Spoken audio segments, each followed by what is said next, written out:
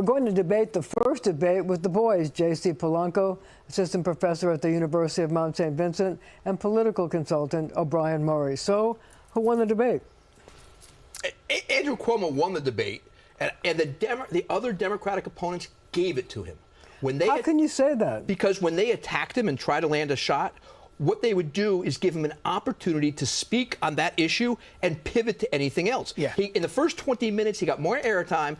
Eric Adams' name wasn't even brought up until about 18 minutes in when Adrienne Adams brought him up. Governor Cuomo won that debate, hands down. There were just 20 people on that stage. I mean, you had 9 people. You're polling in the single digits. You have no shot of winning this thing. Why are you up there? And not to mention the fact that it became all about former Governor Andrew Cuomo. I'll tell you this. There was a breakout moment that night, and it was for Speaker Adams. I saw it. I think the city saw it. And I wonder, why in the world is she not polling at number 2 right now? Because do you think that this debate performance will help her move up? Absolutely. I sat there and I kept hearing her say the following. What you mentioned, we're doing it in the city council. That, too, we're doing that in the city council. All the viewers, if they're being objective, they saw someone there with the experience to be able to go against Andrew Cuomo. It should be number 1 and number 2. And I thought the whole city also saw... Does it help Adrienne Adams? It helps her, but it also helps Andrew Cuomo. She got in too late in the race. She got in too late in the debate. And then the AOC endorsement this week that listed her as one of the ones AOC would rank actually, I think, helps Cuomo because the Adams voter goes to Cuomo on a second and third ballot. Yeah, but the thing is that they're competing for the same outer borough black and Hispanic votes. So does she take votes away from Andrew Cuomo and help Zaran Mdani? Maybe on the first round, but when she drops out further down, they go to him. Yeah, I think that's true. When you see the last at the 10th ballot, former Governor Andrew Cuomo wins by double digits. So you're right. They share the same base of voters, hardworking black and Latino voters, outer borough voters. That's absolutely true. But there's something else that Andrew Cuomo brings to the table, which is 100% name ID. He doesn't need to introduce himself to the city, an enormous amount of money, endorsements of people of all colors and backgrounds. So I think he walks into this, and I think he wins. The other missed opportunity she had, she could have chosen Mdani that moment for her number 2 and made a breakout moment. He was the one that got her the campaign finance matching funds she needed. Also, all the Democrats, when they asked who's the Democratic leader in the country, it was amazing how the first one, Scott Stringer, was like, Ubba, and then everyone else took their time again. It's obvious. If you're a New Yorker, the leader is either Hakeem Jeffries, if you want to just list something there, AOC, if you want her endorsement. It would have been so easy for Lander to tag AOC. Okay, all right, let's talk about this. There were 2 big endorsements in the campaign this week. The first was AOC, Alexandria Ocasio-Cortez, who endorsed Mdani. Help, hurt, nothing. It doesn't matter. We all knew that she was going to support Mdani. They're both socialists. Of course she's going to support him. I mean, who's surprised by that? It's like your viewers saying, oh, JC is Latino? She ranked Adrienne Adams second. Does that help? It helps her. It helps Andrew Cuomo. And it really takes Brad Lander down so many notches. Brad Lander said the mayor of Boston. We've got the Yankees-Red Sox rivalry. You picked the mayor of Boston. He wasn't the only one, though. He wasn't the only one. But he didn't pick Elizabeth Warner, who was his number 1 proponent in the last election. He didn't pick AOC. He didn't pick Hakeem Jeffries. He is so out of touch. It just confirms If he could do it all over again, I'm sure he'd stay in the controller's race. I mean, this was a bad night for him. And quite frankly, I think there's just too many progressives on that stage. And one other thing, I'm sorry, that was glaring, and this is just objective. The Assemblyman Mdani is wholly unqualified for this position. Well, we'll get that to it. And we saw it. Let me just ask you something. So AOC endorsed a number of people going down the line, but she didn't endorse a number of other people. Right. So is that going to force those people to drop out? No, I don't think anyone is going to drop out. They're going to do what Senator Ramos recently did, which is just endorse the frontrunner. But you're right. By keeping the other folks off of the radar, it tells the progressives in the city those guys aren't even important. Wait, we have to talk about this, though. We have to talk about the fact that on Friday, Jessica Ramos, who's going to stay in the campaign, endorsed Andrew Cuomo, saying rank him first. Now that's a double win for him in that, number 1, she's a woman, and she was one of the first people in Albany to call for him to resign in the sexual harassment case. Tell me, does this help him, hurt him, what? Unequivocally helps him. It's amazing that one of the most progressive candidates is the one endorsing him, helps him there. It's a woman, given his history, what he had in Albany. All of that is a positive for him, and it changes the narrative from the AOC endorsement. Don't forget, Ramos and AOC dislike each other, and they have a history there. Her troops are going to come out, and AOC troops are going to come out. It'll be very interesting. Adams was the winner. I'll tell you this, you're right. It definitely helps former Governor Cuomo.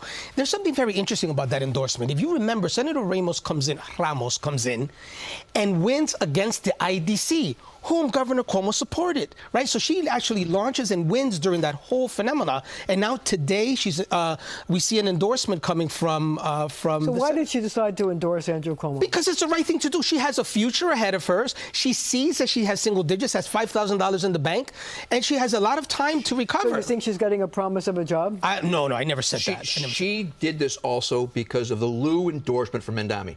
Lou took away the parks issue right now for the casino in Queens at Citi Field. That is a major issue, and Cohen is somebody that supports Cuomo. She is going to try to put herself in there and stop the Cohen casino at Citi Field. So you're saying this is really an attempt to stop the casino? I think for her it's a major attempt at that.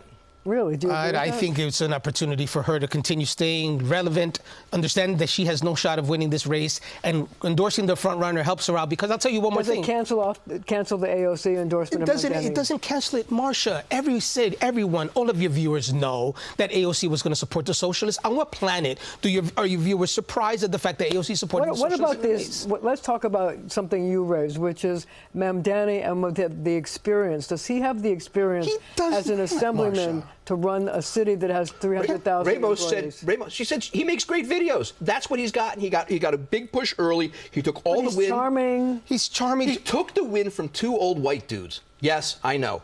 Brad Lander say white dudes, and Scott Stringer. Two has-beens, two former controllers, one former, one about to be. They're done. Bye-bye. Long time. See ya. But he has all these volunteers who are going to get the vote out. But Marcia, look, and we're being honest. I want your viewers to hear me out.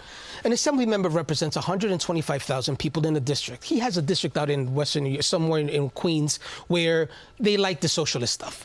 You have a staff of about 4 or 5 people. You're one of 150 people that vote on state budgets occasionally, on time, maybe. You don't have the experience to lead a city at any given time. There's 10 million of us here, over 300,000 employees, 30,000 cops, 2 million kids in our public schools. That's a huge learning curve. Wait until the general. He'll be on the ballot in the general, and the working families line. And what effect is that going to have? It's going to be a winner of this next mayor's race is going to get 30 or 35% in the general election. If that. To win this race. The plurality wins it, 30 to 35% win.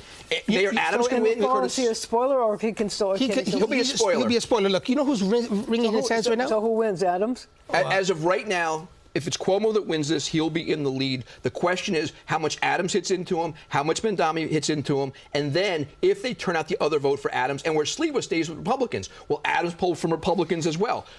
Until you see the polling on this with the 4 of them in the race, and there's a 5th person, all 5 will be fully funded by campaign finance tax dollars. The truth is, 15 seconds. Okay, Mayor Adams is playing chess. These kids are playing checkers. He's wringing his hands right now, hoping for a Mdani victory, because if Mdani wins his primary, Mayor Adams has a good shot of winning re-election with just 25% of the vote. You know it. And he's got a shot. And he's got a shot with Cuomo and Mdani and Sliwa and himself and another guy. Okay, we're cutting it. We have to leave it right there. We'll have to leave it right there for now. But up next, Congresswoman Yvette Clarke, head of the Congressional Black Caucus.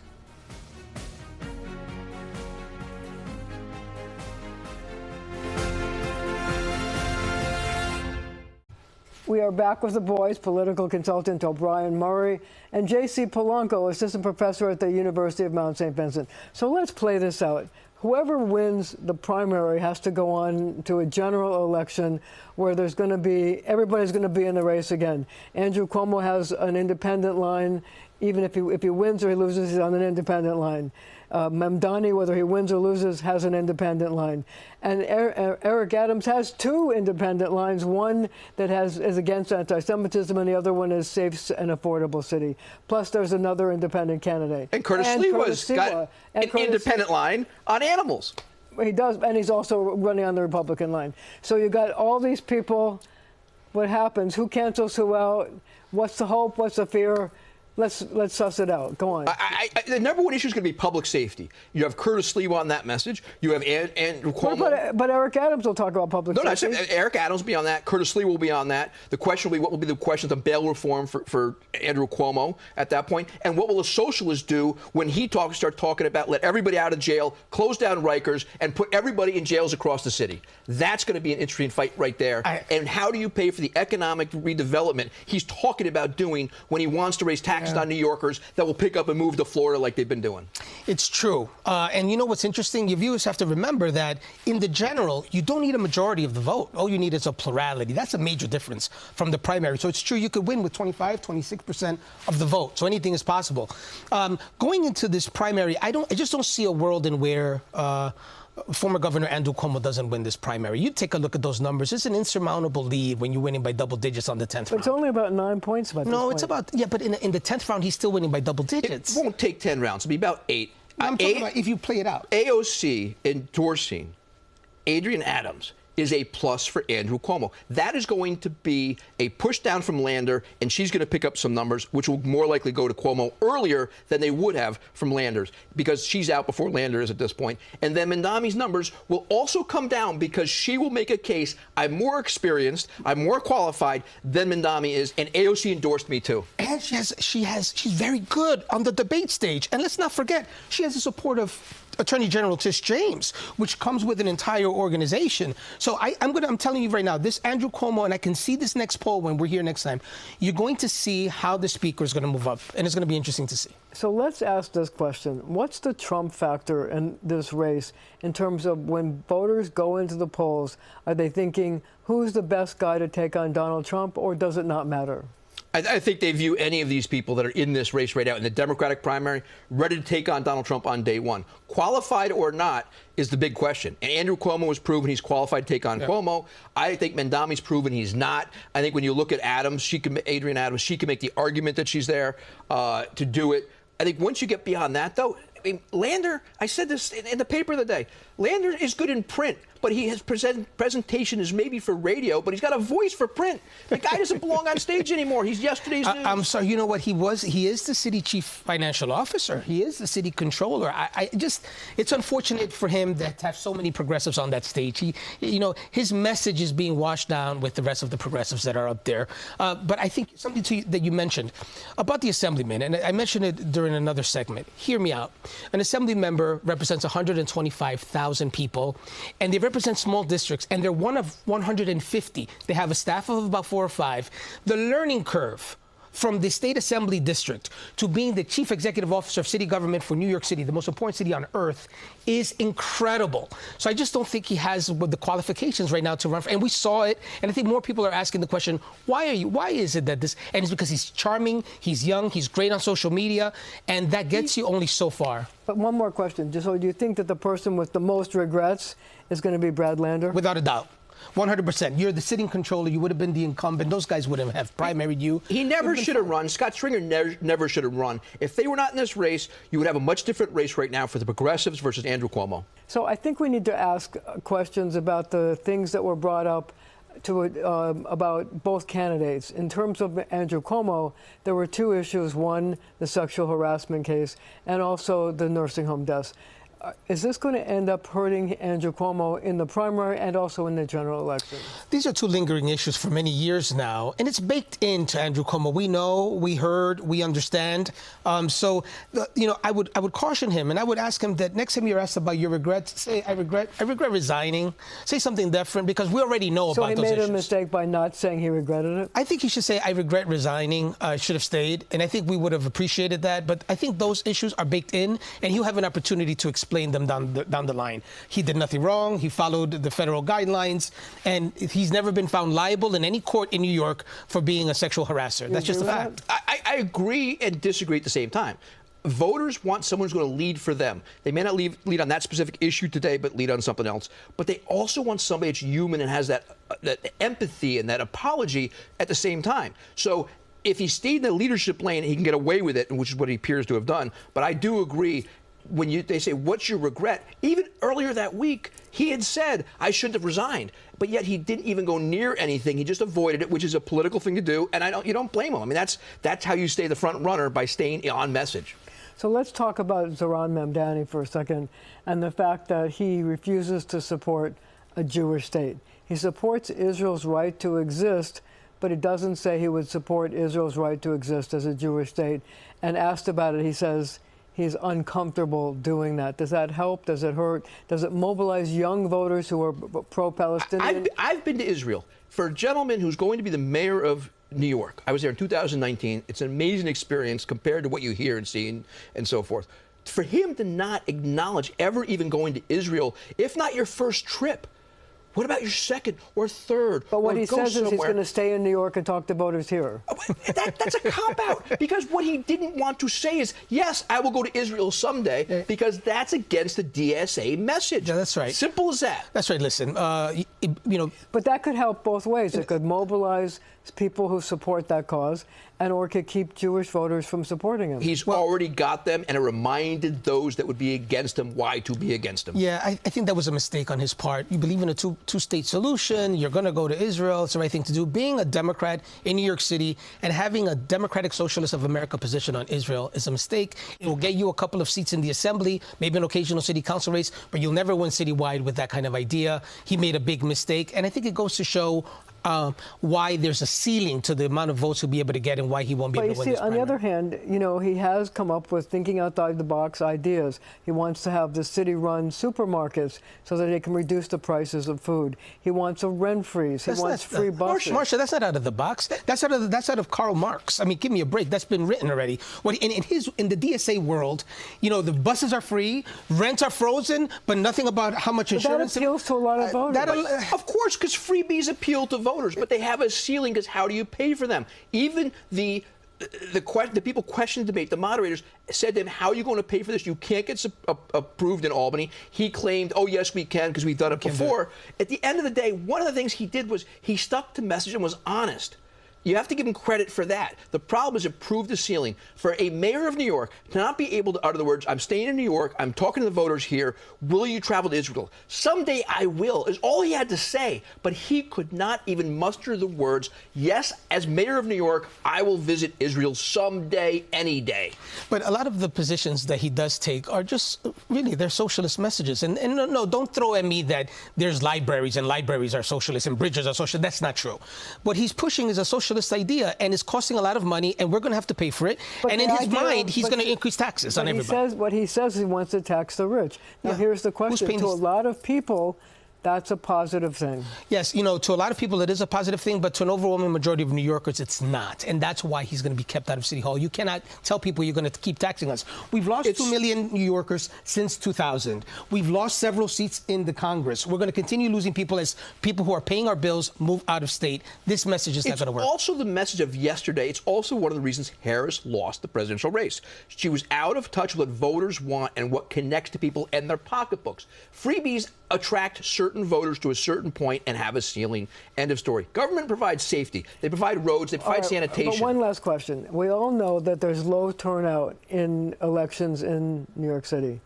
Zaran Mdani has an army of volunteers, and it's all about getting your voters to the polls. So if he can get his voters to the polls, maybe he does better than you think.